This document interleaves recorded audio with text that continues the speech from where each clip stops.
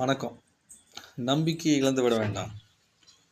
எப்போது எப்போ நீங்கள் ஒன்றுமே பண்ண முடியாமல் உட்காந்துருந்தீங்களோ அப்போ உங்களுக்கு எந்த விஷயம் எந்த மனிதர் மூலமாக நம்பிக்கை கிடைத்ததோ அந்த நம்பிக்கையை நீங்கள் இழந்துடாதீங்க.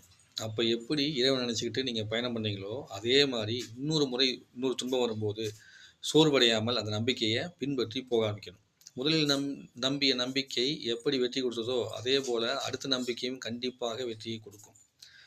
எப்படி இந்த நம்பிக்கை வெற்றி கொடுக்கும் அப்படின்னா, யார் உங்களுக்கு எந்த சூழ்நிலையில் இருக்கும்போது உதவி செஞ்சாங்களோ அதை விட நீங்கள் அடுத்த துன்பம் வரும்போது அந்த சூழ்நிலை இருக்க மாட்டீங்க.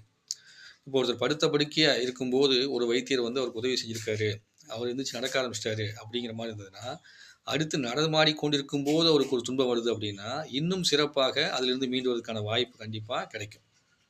அப்போ செயல்பட முடியாமல் இருந்தபோதே நீங்கள் எழுந்து வர முடிந்தது என்றால் செயல்பட்டு கொண்டிருக்கும் போது நீங்கள் எழுந்து வர முடியும். அப்போ ஏன் முடியல?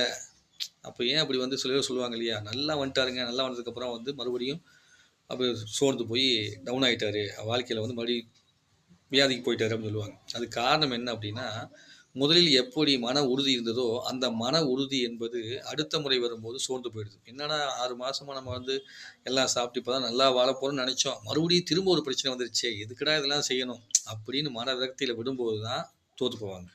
அப்போது ஒரு நோயுற்றவருக்கும் ஒரு வெற்றியாளனுக்கும் தேவையானது என்னென்னா மன உறுதி தான். மனம்தான் ஒருவனை மாற்றுமே ஒழிய மற்ற எதுவுமே மாற்றாது.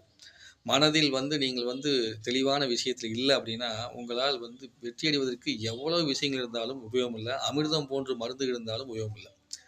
அப்போது மனம் உறுதியாக இருந்தால் நீங்கள் எதையும் ஜெயிக்க முடியும். அப்போ நம்பிக்கையை விடாமல் இருக்கணும். முதல்ல எப்படி நம்பிக்கையோடு நீங்கள் செயல்பட்டீங்களோ அதே மாதிரி இன்னும் அதீத நம்பிக்கையில் செயல்பட்டீங்கன்னா மிக விரைவாக சரியாயிருவீங்க.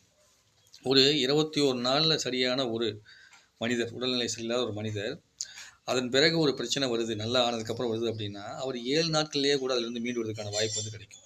6 மாதத்தில் சரியான ஒரு மனிதர் என்ன பண்ணுவார், இன்னும் நம்பிக்கையாக இருந்து புரிஞ்சுக்கிட்டு வாழ்க்கையை மாற்றிக்கிட்டாங்க அப்படின்னா இன்னும் 3 மாத காலத்தில் சரியாயிடலாம். அதாவது இதுக்கு முன்னாடி படுத்த படுக்கையாக அதனால எதுவுமே செய்ய முடியாது, இப்போ எந்திரிச்சு நடமாட முடியுது, அப்போது சில விஷயங்கள் செய்ய முடியும். முத்திரையே பிடிக்க முடியாமல் இருந்தது, இப்போ நம்மளால் முத்திரையை பிடிக்க முடியாமல் முத்திரையை பிடிப்போம் இப்படின்னு சொல்லிட்டு அந்த ஆசையில் இறங்கி செஞ்சால் அந்த பலம்ங்கிறது மிக பிரம்மாண்டமாக இருக்கும். அந்த பிரம்மாண்டத்துடைய வளர்ச்சி வேறு மாதிரி போகலாம். அப்படி நீங்கள் நம்பிக்கையோடு வாழ்ந்தால் என்ன நடக்க போகுது அப்படின்னா, நீங்கள் நம்பிக்கையோடு வாழ்றதுனால உங்கள் குடும்பம் மாறும், உங்கள் சமுதாயம் மாறும். அப்படி சமுதாயம் மாறும்போது உங்கள் உலக நன்மை நிறைய கிடைக்கும். அதன் மூலமாக நீங்கள் என்ன பண்ண முடியும், பல பேருக்கு நன்மையானவர்களாக உதாரணமாக மாறுவீங்க. நீங்கள் சோர்வுற்று போயிட்டீங்க அப்படின்னா என்ன உதாரணமாகிடுவீங்க, இதெல்லாம் செஞ்சால் இப்படி தான் டவுன் ஆயிடுவாங்க, அப்போது இதுலேருந்து மீண்டுலாம் யாரும் வர முடியாது அப்படிங்கிற தன்மைக்கு வந்துடுவாங்க. இந்த உலகத்தில் இறைவன் வாழ வைக்க முடியாலும் வாழ வைப்பார், கூட்டு போகணும்னு நினச்சாருன்னா கூட்டு போயிடுவார். அவர்கள் தான் எல்லாமே இருக்குது. அதனால் பார்த்து நல்லபடியாக